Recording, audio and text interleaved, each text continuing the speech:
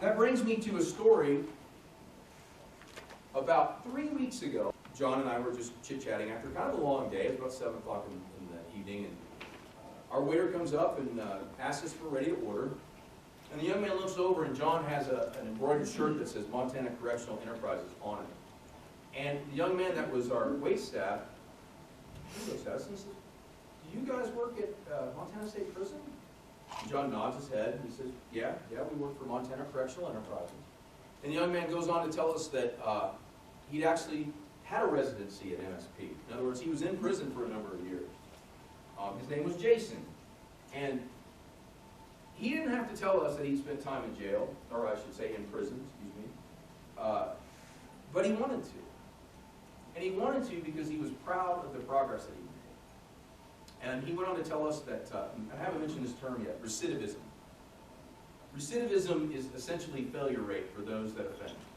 So if you go to prison and upon your release after your sentence is carried out, you reoffend when you're out and you return to prison.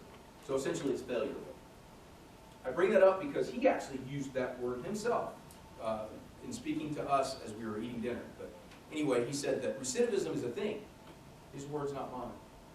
And he said, you know, it's a struggle every day to break those bad habits that put me in prison. He didn't tell me what his offense was. I didn't ask. But he did go on to say that he'd been out of prison since 2016. He was proud that he'd built trust with his family, so that relates to his offense, whatever it was. But he built trust with his family.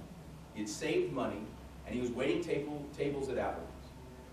But nothing wrong with that. He learned vocational skills, he's self-supporting, and he hasn't offended since 2016, and he's also satisfied all of the conditions of his parole, which for those of you that know about that, they're pretty stringent. But he went on to say that he was proud of himself, and that he was happy that he had learned the skills that he had in our program, because it really helped him when he was released. And that, my friends, is why we exist. And that's the reason for our program.